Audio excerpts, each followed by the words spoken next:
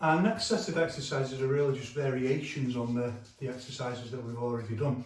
And I know that in some kinds of traditional systems there's this idea that certain movements are related in certain ways to maybe chi meridians or some aspects of the body, and if you do this movement it intensifies your yang energy in your kidney or something like that. In this approach that's particularly drawn from Yiquan, all of that's kind of been let go. It's a modernising approach, so we're not interested in that. What we're interested in is very simply just developing this movement quality. And the pedagogy will be very simple. Once you've developed the movement quality, then you start bringing it into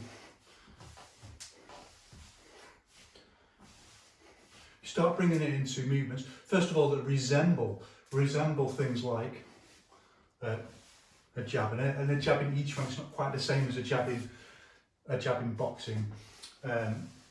That resemble this sort of slow and catching this wave feeling, and eventually we start learning, as I talked about in one of the previous videos, how to bring it up to a lock point.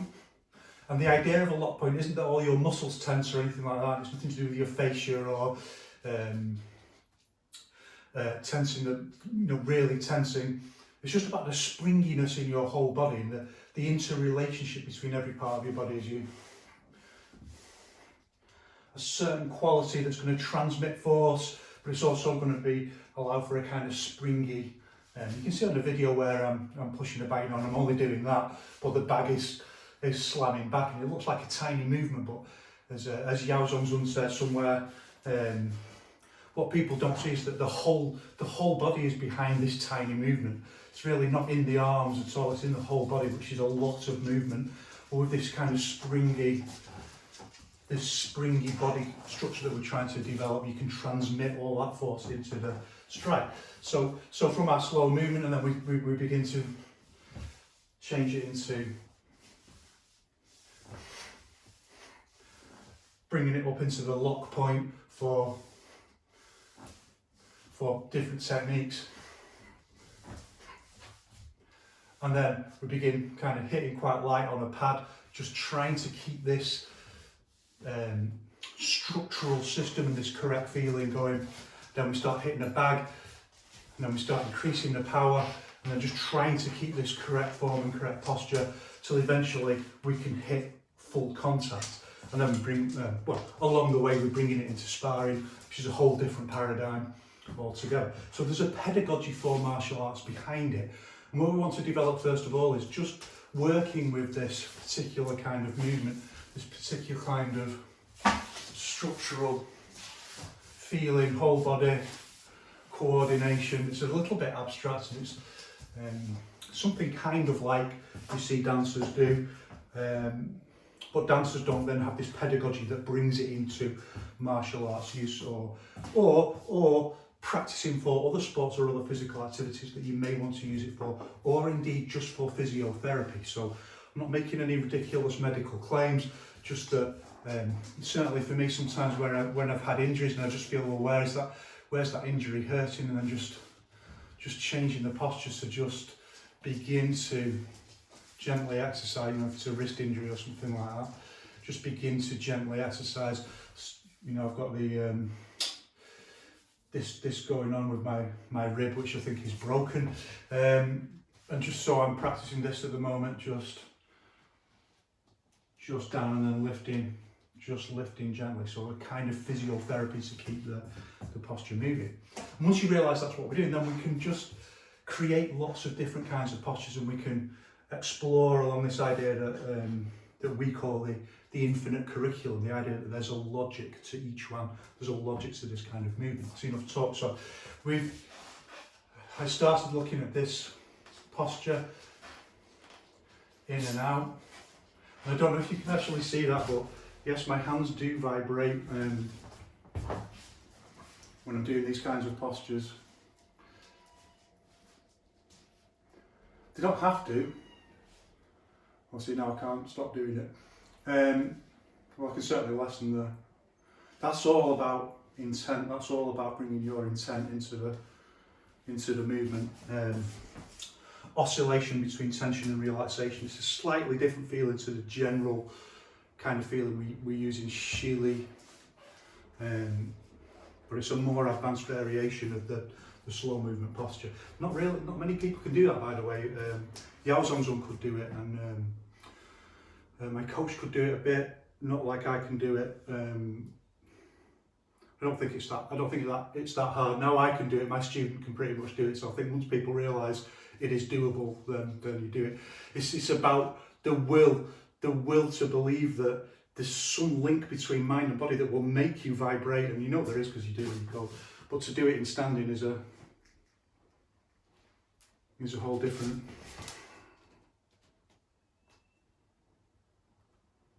It's a whole different ask altogether. The problem with this kind of posture is like it's easy to do if you really tense, so you can kind of fake it like that. That's not the same. It's absolutely not the same. If you fake and shake, the tension in your muscles and arms is exactly the opposite of what we want to develop in this kind of movement. So where this leaves us is that we can apply some different concepts around this idea of the infinite curriculum, that there's different variations of movement. So we've done this movement, so now we can just change this movement very simply to just push out.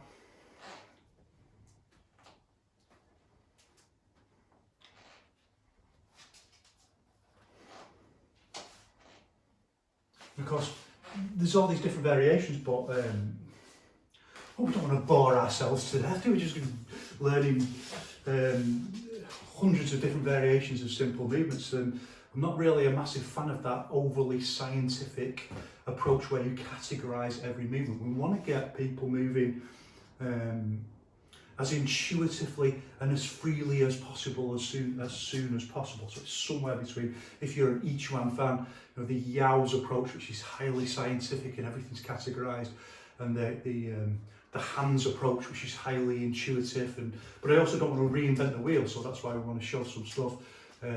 Not that hands each one does that, but there's a balance between intuitive progress and also people showing you some movements so you don't have to reinvent the wheel. But one thing we can do is then just start combining, so and playing with the movement. You don't have to wait for anyone to tell you to do it. Step by step, you'll find the right way, you'll find the right feeling. And the sooner you liberate yourself, take control of your own training, the sooner you'll do it. Do this.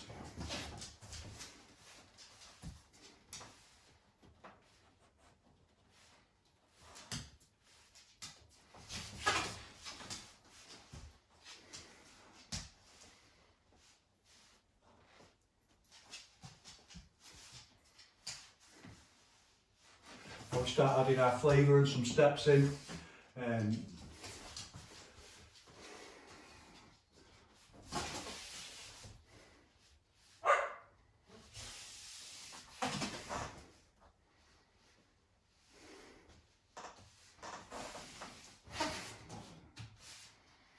So I'm using some slightly different footwork now.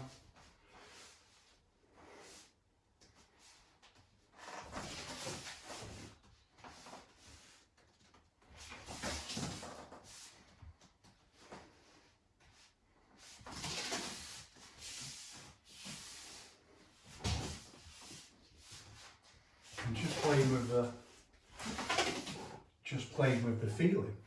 And the next thing you can do, I'm a big believer in kind of teaching advanced and basic at the same time, like for people who can really just take it and fly. And I'm also a big fan of not boring our bodies. We're trying to release our bodies from boredom through intentional movement. We're trying to reclaim through remedial physiotherapy what it means to be a human being, or the full capacity of our physical potential, which is amazing. So as well as just moving in and out, now we can start adding some slightly different concepts in. So one of them is a more wave-like movement. So here's our first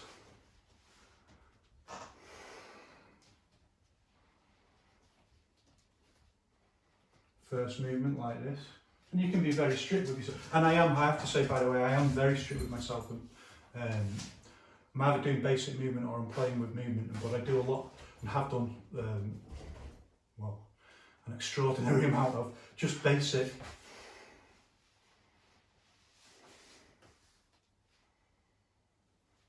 Being very disciplined about it.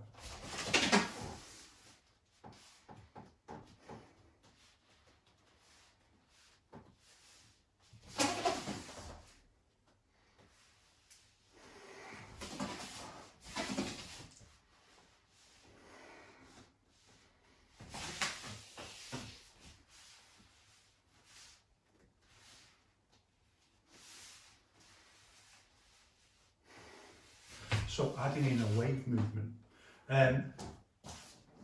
Let's not go too far with that, but we can also add in, as well as a wave, just going round this kind of.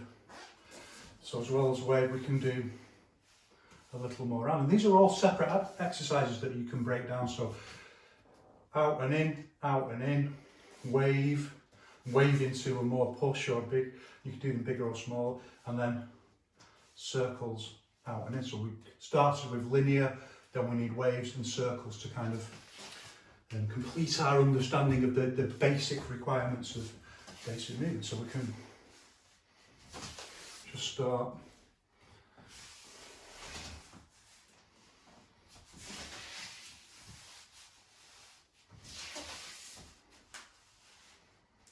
And combining a little bit and changing. So now, remember in the last set of exercises we did this movement, so we're basically bringing that in but maybe a bit smaller. Now getting more of the whole body involved. See the way my shoulders are phasing and leading the arms. This is the movement quality you're looking for. And it's not coincidental, by the way. It's what's a good example? So something that's done all the time in each voice. See it done all the time in martial arts now. It's done all the time in MMA, where people have got the guard up and you're just going for the opponent's lead. You know, their lead hand, and you just try to hit it on the top like that. But you see a lot of people just snatching, slapping. You see that in judo, you know, where they're grabbing, they're going because they try to grab the sleeve, and the other person's trying to move it out of the way.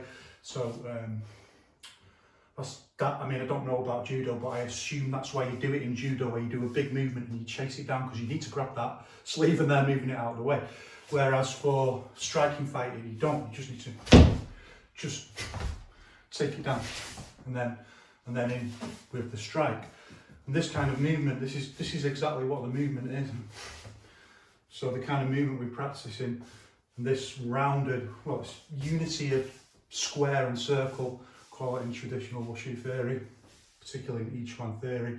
This is the movement quality we want for hitting with. So it's not random, even though it looks quite abstract. It's not random.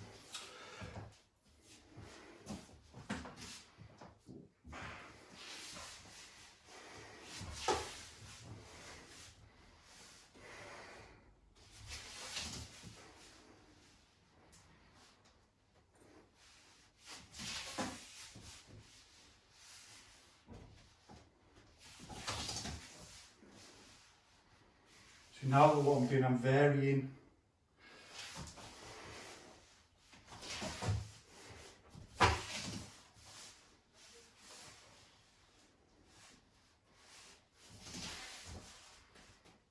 See what I did there, rather than just the 2 circles round, the 2 circles out.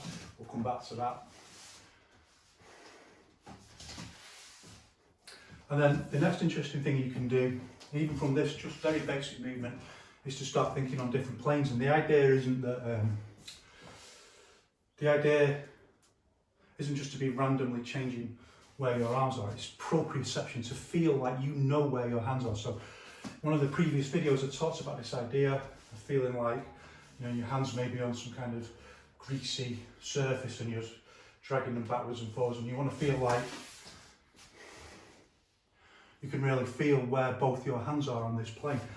But you can then change that so that they're on different, but still maintaining the same, they stay on that plane.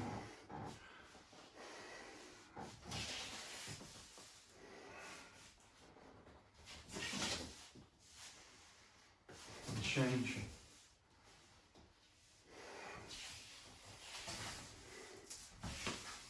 You can do it just exactly the same, just from a standing position.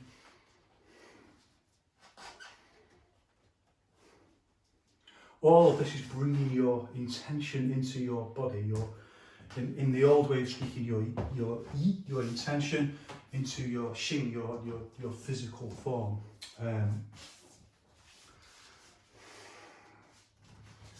So you're developing a higher level sense of what your body is doing. So again, these little circular movements.